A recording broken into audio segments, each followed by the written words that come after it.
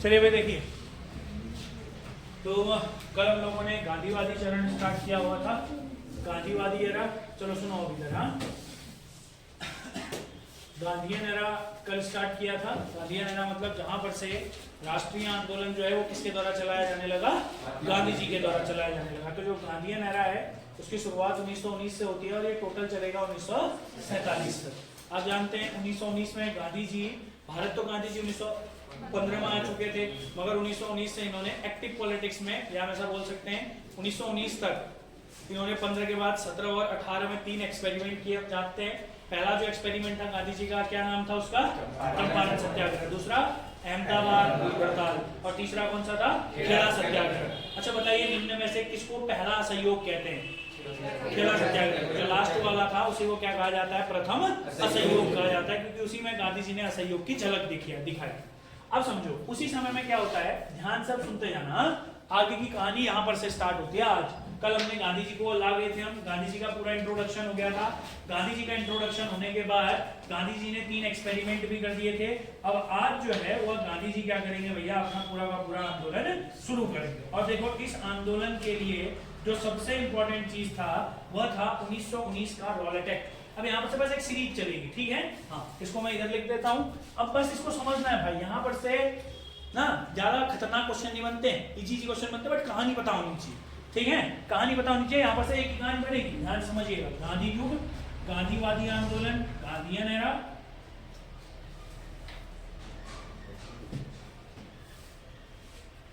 Gandhian era. चलिए बच्चों, Gandhian era, Gandhi युग 1919 से लेकर के 1947। अब क्या है, जब ना गांधी जी इन 3 जगहों पर को गए थे तो गांधी जी ने एक चीज क्या देखी थी सर? संपूर्ण जगहों पर को इन्होंने देखा था, मतलब पूरे भारत में क्या चल रहा था? आंदोलन चल रहे थे।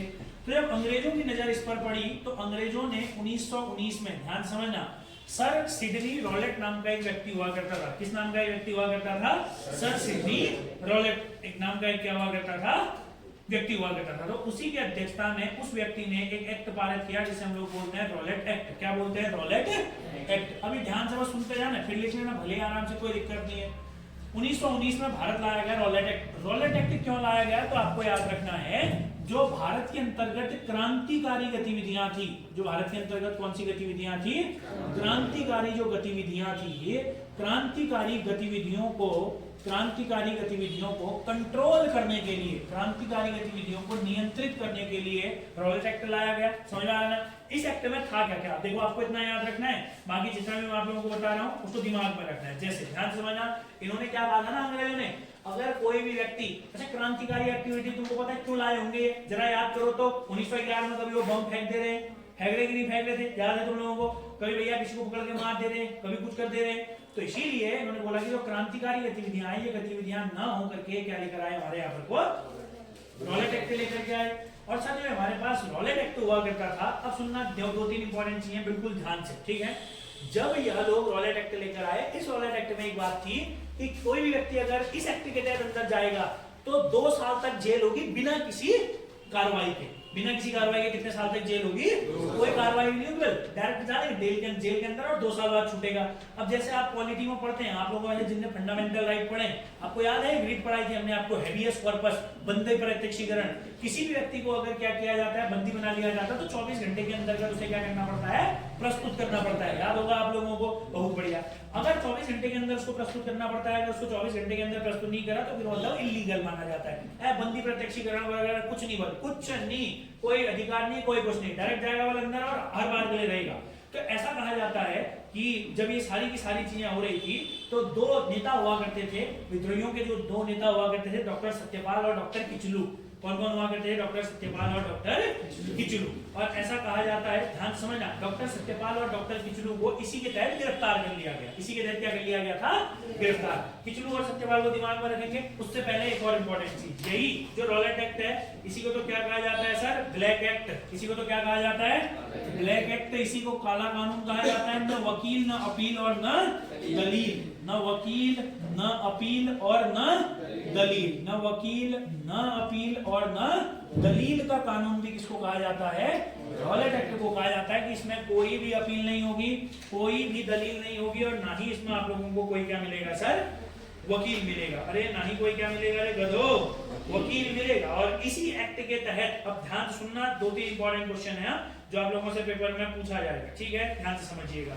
ऐसा कहा जाता है कि गांधी जी ने इस एक्ट का पूरी तरीके से विरोध किया। क्या बोला मैंने आप लोगों को? गांधी जी ने इस एक्ट का क्या किया? पूरी तरीके से विरोध किया। समझ में आ रहा है ना? और इसी एक्ट के विरोध में गांधी जी ने 6 अप्रैल 1919 को सत्याग्रह सभा की स्थापना करी। ध्यान समझना, मैंने क्या बोला? इस कानून का, इसका क्या हुआ? पूरे भारत में विरोध हुआ। और इसी के विरोध में गांधी जी के द्वारा, क्या बोला मैंने आप लोगों को? कितने तारीख को? 6 अप्रैल 1919 को सत्याग्रह सभा की स्थापना करी। पेपर में आएगा क्वेश्चन, सत्याग्रह सभा की स्थापना कब करी? तो आपको याद रखना है कब करी सत्याग्रह सभा की स्थापना? 1919 में करी। क्लियर हो गया ना? और आपको याद रखना है संपूर्ण जगहों पर को, संपूर्ण जगह आप पूरे भारत में भूख हड़ताल होने लगी, अन्य भी हड़तालें होने लगी। और इसी के चलते, मेरी बात को ध्यान समझना, इसी के चलते 8 अप्रैल 1919, अब बहुत बढ़िया पॉइंट है, इसी के चलते 8 अप्रैल 1919 आपसे एक अच्छा क्वेश्चन पूछेगा, भारत में गांधी जी की प्रथम गिरफ्तारी,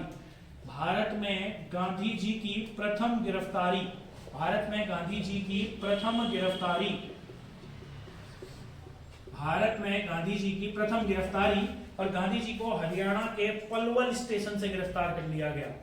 गांधी जी को हरियाणा के कौन से स्टेशन से गिरफ्तार कर लिया गया? पलवल स्टेशन। अच्छा पॉइंट है, गांधी जी को कहां से गिरफ्तार कर लिया गया? पलवल स्टेशन।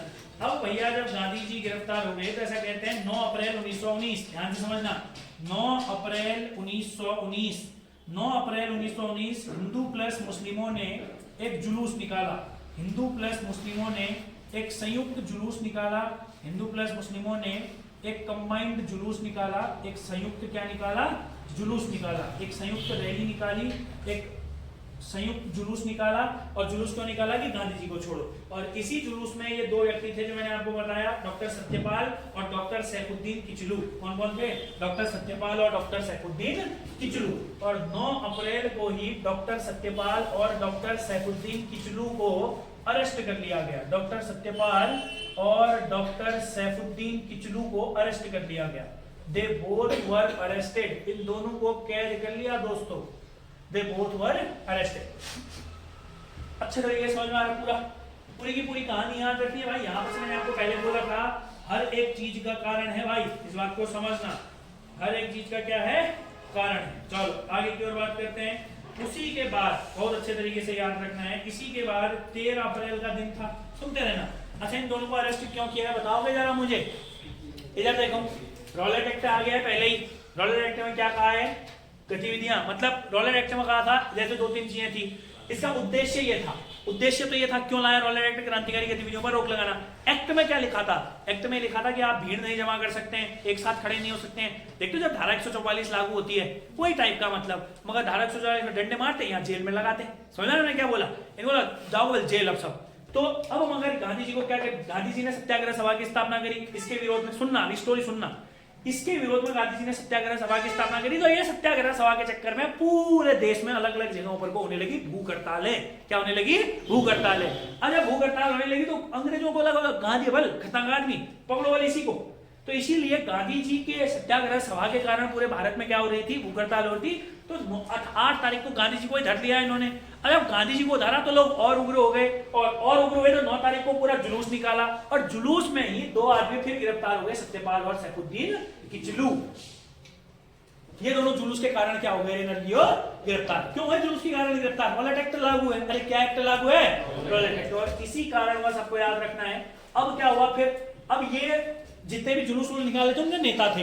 अब भाई और लोग पगलेंगे। अब जैसे मान लो एक बड़ा नेता गांधी जी हैं, अब गांधी जी के अंदर छोटे छोटे नेता ये, अब गांधी जी अरेस्ट हो गए तो तिल मिला गए, फिर ये भी अरेस्ट हो गए तो जो इनके फॉलोवर है वो तिल मिलाएंगे कि नहीं तिल मिलाएंगे? बस वही बात है भाई।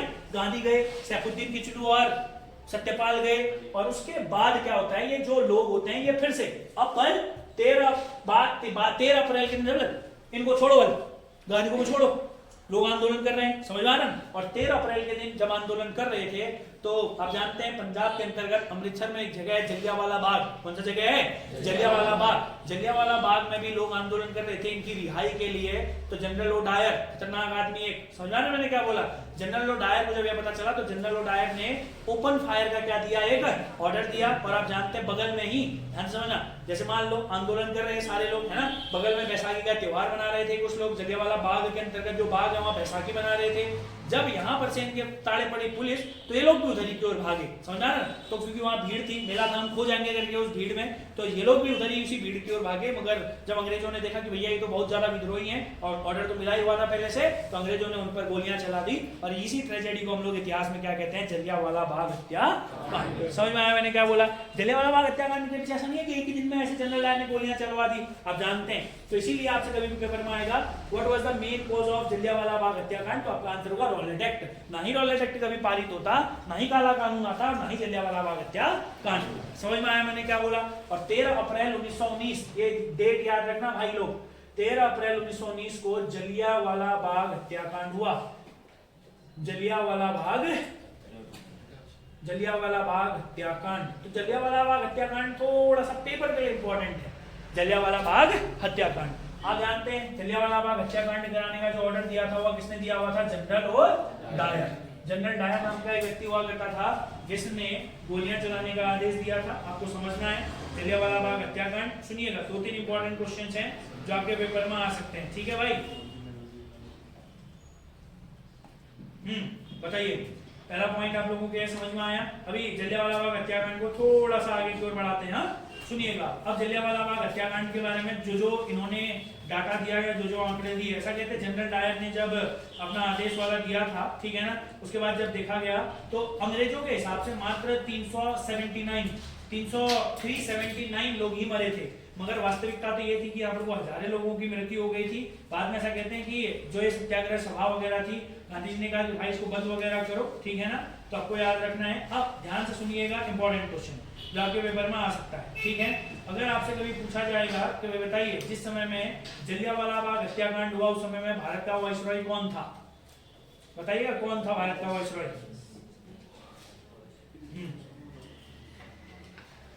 नहीं पता है? हैं? नहीं, बताइए कौन था?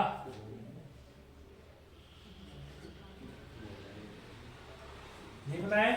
चलिए अगला क्वेश्चन मुझे बताइए, ध्यान से बस क्वेश्चन पूछ रहे हैं, सुनते रहिए भाई। अगर तुम्हें जलियांवाला बाग हत्याकांड नहीं पता है, तुम स्कूल पढ़ते थे? हैं? स्कूल तो पढ़ाई होगा ना भाई। तुम बोलोगे मास्टर भाई कैसी बात कर रहा है, स्कूल की बात कर रहा है, तुम हमसे हैं? अरे यार सिस्टम में तो है ही यार। मार पड़ेगी बस 6 हफ्ते तक स्कूल ही ना फिर उसके बाद सब भूल जाते। अरे देखो भाई, ये थोड़ा सा इसमें दिक्कत ही है। आपको मैं एक बात बता देता हूँ, सुनिएगा। आप जब भी कभी ना पढ़ लेंगे, जैसे हिस्ट्री में एक चीज है, जब भी आप कोई भी बड़ा इंसिडेंट पढ़ेंगे तो आपको याद रखना है कि कौन कौन वाइसरॉय किस किस समय थे, ठीक है ना? चेम्सफोर्ड नाम का एक व्यक्ति था। किस नाम का एक व्यक्ति था? चेम्सफोर्ड नाम का एक व्यक्ति था जो जलियांवाला बाग हत्याकांड के समय में भारत का क्या था? वाइसरॉय। क्लियर हो गया ना? कौन था बताइए? चेम्सफोर्ड। से इट अगेन, कौन था सर? चेम्सफोर्ड। अब सुनिए, इधर जाइए, अभी हम आपको बस डाटा बता रहे हैं, डाटा याद रखिए। चेम्सफोर्ड नाम का व्यक्ति वाइसरॉय था, पहला इंपॉर्टेंट क्वेश्चन। 379 लोग मारे गए अंग्रेजों के हिसाब से, दूसरा इंपॉर्टेंट क्वेश्चन। और तीसरा इंपॉर्टेंट क्वेश्चन, जलियांवाला बाग हत्याकांड की जांच के लिए बनाई गई थी हंटर कमेटी। कौन सी कमेटी बनाई गई थी? Hunter committee. क्लियर हो गया? और आपको याद रखना है कांग्रेस ने भी अपनी एक समिति बनाई थी और उस समिति के जो अध्यक्ष हुआ करते थे वो कौन? अच्छा ध्यान से समझना, एक और इंपॉर्टेंट क्वेश्चन, पहले फिर हम लोग उस समिति के बारे में बात करते हैं जो हमारे यहाँ पर वो किसने बनाई थी? हमारे कांग्रेस ने बनाई थी। बट आपको एक बात पता है, जब जनरल डायर यहाँ से गया ना, ध्यान से सुनना, तो उसको वहां पर को स्वॉर्ड ऑफ ऑनर दिया गया था, 2600 पाउंड की धनराशि भी दी गई थी, समझे ना? तो जलियांवाला बाग हत्याकांड का जो मेन कल्प्रिट आदमी है वो बहुत ही खतरनाक आदमी है, समझ आ रहा है? तो अब सुनना वो 2-3 बढ़िया क्वेश्चन जो जलियांवाला बाग हत्याकांड से बनेंगे। जनरल डायर ने जलियांवाला बाग का हत्याकांड करवाया, ये हुआ कहां? तो आपको याद रखना है अमृतसर के अंतर्गत हुआ। कहां हुआ है हत्याकांड? अमृतसर। आपसे पूछेगा इस समय में भारत का वाइसरॉय कौन था, तो याद रखोगे कौन था? चेम्सफोर्ड। अब एक तो इंपॉर्टेंट क्वेश्चन ध्यान से सुनना, इसकी जांच के लिए, क्या बोला मैंने आपको? इसकी जांच के लिए अंग्रेजों ने, इसकी जांच के लिए ब्रिटिशर्स ने जो कमेटी बनाई, अंग्रेजों ने जो समिति बनाई, उस समिति का नाम क्या था? Hunter commission. अंग्रेजों ने जो आयोग बनाया वो कौन सा आयोग था? हंटर आयोग। हंटर नाम का एक व्यक्ति था जिसने इस आयोग की अध्यक्षता करी थी। हंटर आयोग अंग्रेजों ने बनाया। और सिमिलरली कांग्रेस ने भी बनाया। कांग्रेस ने कहा हम भी इसकी जांच करवाएंगे। कांग्रेस ने कई बुद्धिजीवियों को एक कमेटी में बांधा। और आपको याद रखना है कांग्रेस ने जो समिति बनाई थी उस समिति के अध्यक्ष थे मदन मोहन मालवीय। कौन थे? मदन मोहन मालवीय। आप जानते हैं मदन मोहन मालवीय बहुत इंपॉर्टेंट फ्रीडम फाइटर, क्या आप बोल सकते हैं इतिहास में एक इंपॉर्टेंट आदमी थे मदन मोहन मालवीय। और अंग्रेजों के हिसाब से जलियांवाला बाग हत्याकांड में 379 लोगों की मृत्यु हुई थी। आपको याद है 2013 में ब्रिटिश प्रधानमंत्री मेरे ख्याल से डेविड कैमरून वो आए थे हमारे यहाँ पर, को समझा 2013 में वो जब भारत की यात्रा पर थे, तो भारत की यात्रा पर होते हुए वो लोग कहाँ भी गए थे? हमारे जलियांवाला बाग हत्याकांड में भी गए थे डेविड कैमरून। समझ में आ रहा है मैंने क्या बोला? और उन्होंने जो विजिटर्स बुक थे ना, विजिटर बुक, हर बार जैसे जब भी आता है कोई भी बड़ा विजिटर आता है तो उसको किताब देते लिख वाले, इसमें उसको लिख। समझा मैंने क्या बोला? तो उसने क्या लिखा पता है? डेविड कैमरून ने इस किताब में लिखा, इस विजिटर्स बुक में लिखा था वहां पर को ये ब्रिटिश शासन की एक बहुत ही बड़ी शर्मनाक चीज थी। इससे ज्यादा शर्मनाक कुछ नहीं हो सकता है। ये ब्रिटिश साम्राज्य की एक बहुत ही बड़ी शर्मनाक घटना। भले अंग्रेजों ने उस समय में अपने ही एक व्यक्ति, किसको? अपने जनरल डायर को स्वॉर्ड ऑफ ऑनर दिया, 2600 पाउंड दिया इनाम में। तुमने बढ़िया किया बल। समझ रहा है मैं क्या कह रहा हूँ? बट आपको ये सारे फैक्ट याद रखने। अच्छा, इसका रिजल्ट क्या पड़ा? इसका प्रभाव क्या पड़ा? आप जानते हैं इसका एक बहुत इंपॉर्टेंट प्रभाव पड़ा था रविन्द्रनाथ टैगोर। रविन्द्रनाथ टैगोर को 1913 में साहित्य का नोबेल मिल चुका था। रविन्द्रनाथ टैगोर को साहित्य का नोबेल कब मिल चुका था? 1913। ये पेपर में आता है Rabindranath Tagore was awarded Nobel prize for literature in 1913। Asia के पहले व्यक्ति थे जिनको कौन सा अवार्ड दिया गया था? नोबेल प्राइज दिया गया था। साहित्य का नोबेल पाने वाले एशिया के पहले व्यक्ति का नाम, जिनका क्या नाम था? रविन्द्रनाथ टैगोर। तो उसके बाद ब्रिटिश सरकार द्वारा खुश होकर उनको नाइटहुड की उपाधि दी गई थी। किसकी उपाधि दी गई थी? नाइटहुड। और इसका प्रभाव ये पड़ा रविन्द्रनाथ टैगोर के द्वारा अपनी नाइटहुड की उपाधि त्याग दी। रविन्द्रनाथ टैगोर ने, ये पेपर में आता है ना, बहुत ही सिंपल सा क्वेश्चन है, he gave up the title of knighthood। Knighthood की उपाधि रविन्द्रनाथ टैगोर ने नाइटहुड की उपाधि क्या कर दी? अपनी त्याग दी। बोला कि भाई तुम हमारे लोगों को ऐसे मारो और हम ही को उपाधि भी दो, नहीं चाहिए तुम्हारी ऐसी उपाधि। कुछ स्रोतों में महात्मा गांधी जी के द्वारा भी केसर हिंद की उपाधि को क्या कर दिया गया? लौटा दिया। आप जानते हैं महात्मा गांधी को केसर हिंद की उपाधि दी गई थी जब महात्मा गांधी जी यहाँ आए हुए थे। ठीक है भाई, तो आपको ये दोनों इंपॉर्टेंट सी चीजें याद रखनी है। क्या आप इतना याद रख सकते हैं सर? हैं? बताइए। अच्छा, अगर कभी एक दो क्वेश्चन और है, ध्यान से सुनना। जो हंटर कमीशन है अगर पूछेगा ना इसमें कितने सदस्य भारतीय थे, तो 3 सदस्य भारतीय थे। कितने सदस्य भारतीय थे? 3 सदस्य भारतीय थे। ठीक है सर, चलिए। जैसे ही जलियांवाला बाग हत्याकांड खत्म हुआ, या अगर हम बात करेंगे तो आप लोगों को याद रखना है ये वर्तमान, अभी तो इसको 101 साल भी हो गए, तुम जानते ही हो। 1919 के बाद 2020 में इसको 101 साल पूरे हुए और 2019 में इसको 100 साल पूरे हुए। 2019 में हर पेपर में आपको जलियांवाला बाग से एक क्वेश्चन दिखेगा कि किसके कितने साल पूरे हो गए थे? 100 साल पूरे हुए। ठीक है ना? चलिए अब हम बढ़ते हैं आगे की ओर। जैसे ही यह आंदोलन हुआ सर, अब 1919 में आप एक बात जानते हैं कि 1919 के अंतर्गत, ध्यान से सुनना, अब हम एक आंदोलन पढ़ते हैं जिसे हम लोग क्या बोलते हैं सर? खिलाफत और असहयोग आंदोलन। अब ध्यान से सुनना, इन दोनों आंदोलनों को हम एक साथ क्यों पढ़ते हैं ये पहले एक बार इसको देख लो, फिर खिलाफत और असहयोग बताता हूँ। एक बार इसको याद करने की कोशिश करो। फिर विश्व युद्ध खत्म करेंगे, खिलाफत शुरू करेंगे, गांधी जी को खिलाफत वाले बुलाएंगे और गांधी जी खिलाफत और असहयोग को एक बना देंगे। ठीक है, चलिए एक बार इसको देख लीजिए अच्छे तरीके से। बढ़ते हैं आगे की ओर। चलो भाई, इसलिए दो आदमी में 2 चक्कर भागे, ग्रुप घुस कर दिया इसने हमारा। ये तो मिलता है उसके पास इतना मारता है, मिला नहीं। क्यों दौड़ा तू इतने तेज कार की? अरे दौड़ गए, उल्टा दौड़ो ना, 2 चक्कर ले, अब लोग का केजीएफ है बाहर गए। 2 चक्कर हवा डाले, दिखाई नहीं की। चलो आगे की ओर बढ़ते हैं थोड़ा सा। गांधी युग में एक ही पॉइंट हमने पढ़ा था, रॉलेट एक्ट, और रॉलेट एक्ट के कारण ही ये सारी घटनाएं हो गई। ठीक है, अब सुनो आगे की कहानी। आप एक बात जानते हैं 1914 से लेकर के 1919 तक एक युद्ध चला। कौन सा युद्ध?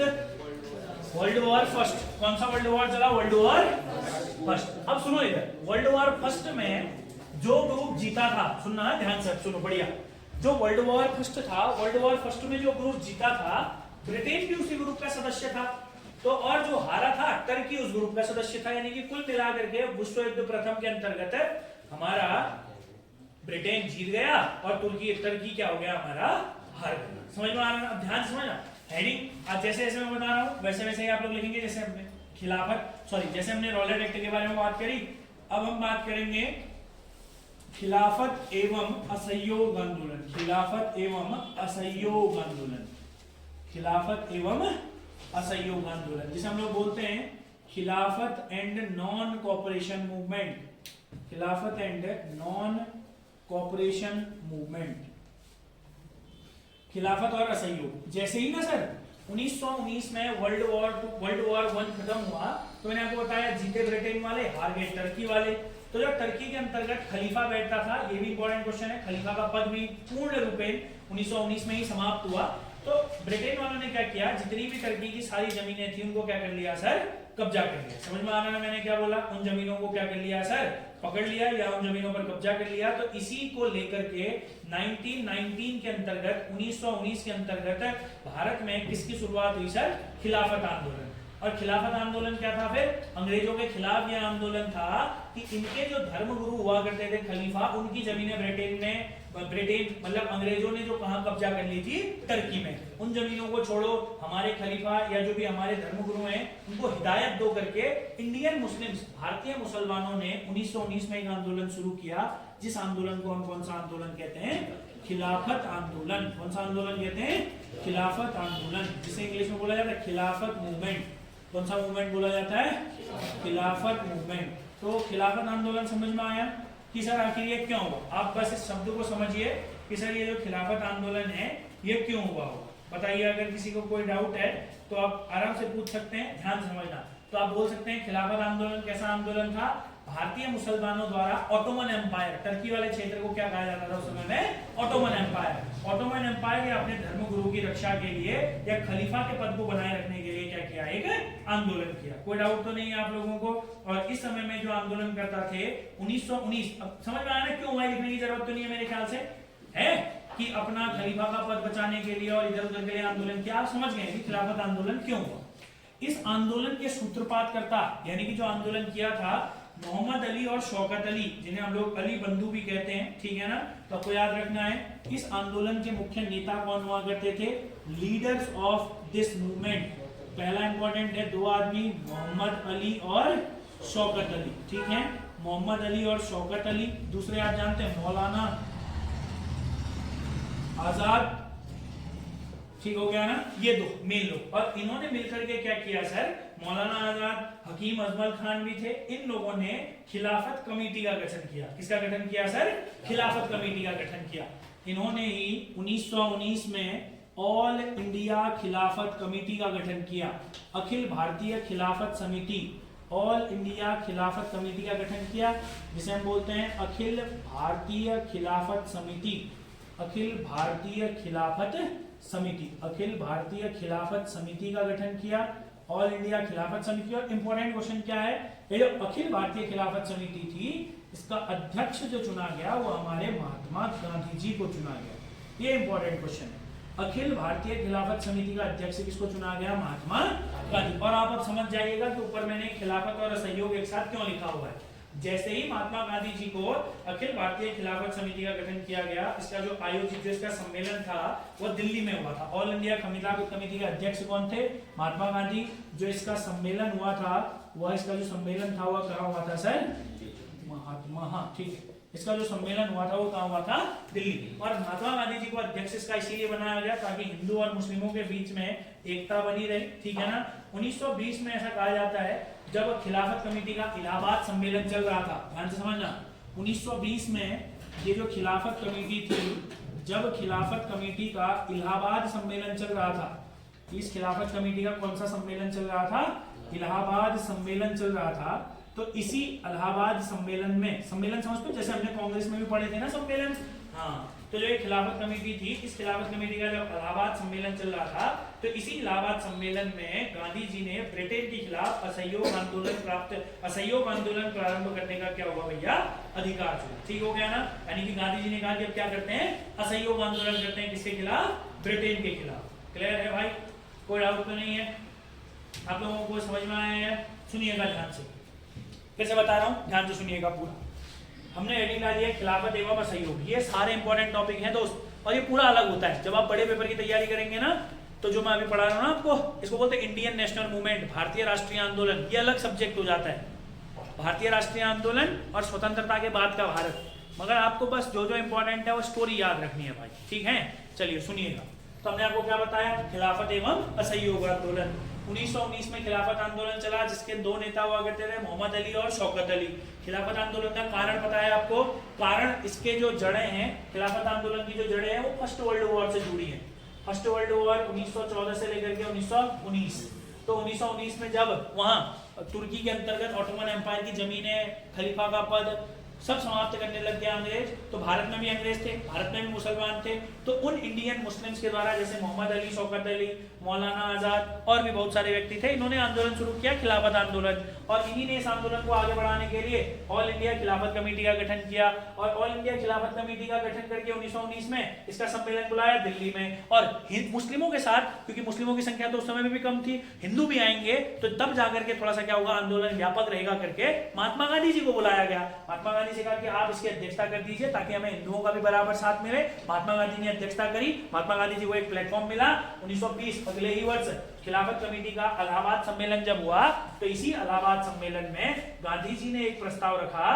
गांधी जी बोले कि भैया अब जो है, गांधी जी ने एक प्रस्ताव रखा, गांधी जी बोले कि अब समय आ गया है, हमें ब्रिटेन के खिलाफ क्या करना चाहिए, असहयोग आंदोलन। वह कुछ भी बोले हमसे, वह हमसे कुछ भी बोले, हम उनका सहयोग नहीं करेंगे। और असहयोग आंदोलन को जो शुरू किया गया, वह कब किया गया, 1920 में। तो बताइए असहयोग आंदोलन कब शुरू हुआ, 1920 इलाहाबाद से। सर कहां से शुरू हुआ, इलाहाबाद। मगर एक और इंपॉर्टेंट क्वेश्चन, अगर कभी पेपर में खिलाफत आंदोलन के बारे में पूछेगा तो आपको याद रखना है 1924 में खिलाफत आंदोलन पूरी तरीके से क्या हो गया, खत्म हो गया। क्योंकि ऐसा कहते हैं 1924 में ही कमाल पाशा नाम का एक व्यक्ति था, कमाल पाशा जो मुस्लिम व्यक्ति था, उसकी सरकार बनी, खलीफा का पद समाप्त हुआ। तो इन लोगों को थोड़ा बहुत शांति हो गई कि भैया जो टर्की की सरकार है वो किसके हाथ में है, एक मुस्लिम के हाथ में। समझ में आया मैंने आपको क्या बोला? तो जो खिलाफत आंदोलन था, खिलाफत आंदोलन तो 1919 से लेकर के कब तक चला, 1924। अब अगर ना एक क्वेश्चन और है, अगर खलीफा का पद समाप्त बोलेगा ना, तो आप दोनों ऑप्शन को दिमाग में रखना, 1919 भी और 1924 भी। मेनली जो समाप्त हुआ वो कब हुआ, 1924। मगर जो हलचलें हो गई वो कब हो गई, 1919। क्लियर है भाई? 1924 में जब खिलाफत खलीफा का पद समाप्त हुआ, तो उसी के बाद क्या हो गया हमारे पास, 24 में ये आंदोलन भी क्या हो गया, खत्म हो गया। आया समझ में? और खिलाफत आंदोलन के कारण ही गांधी जी कौन सा आंदोलन प्रारंभ करने में सक्षम रहे, असहयोग आंदोलन। और अब हम इसी के अंतर्गत कौन सा आंदोलन पढ़ेंगे, असहयोग आंदोलन, नॉन कॉपरेशन मूवमेंट, असहयोग आंदोलन, जिसे हम लोग कौन सा आंदोलन बोलते हैं, नॉन कॉपरेशन मूवमेंट, असहयोग आंदोलन, नॉन कॉपरेशन मूवमेंट, असहयोग आंदोलन। चलिए ये समझ में आया आपको खिलाफत आंदोलन? इससे पहले रॉलेट एक्ट वाला पॉइंट भी हमने अच्छे तरीके से पढ़ा है। अब थोड़ा सा बात कर लेते भाई असहयोग आंदोलन के बारे में। हाँ थोड़ा सा इंपॉर्टेंट है, आराम से देख लीजिए इसको। फिर असहयोग आंदोलन थोड़ा बहुत खींचते हैं भाई।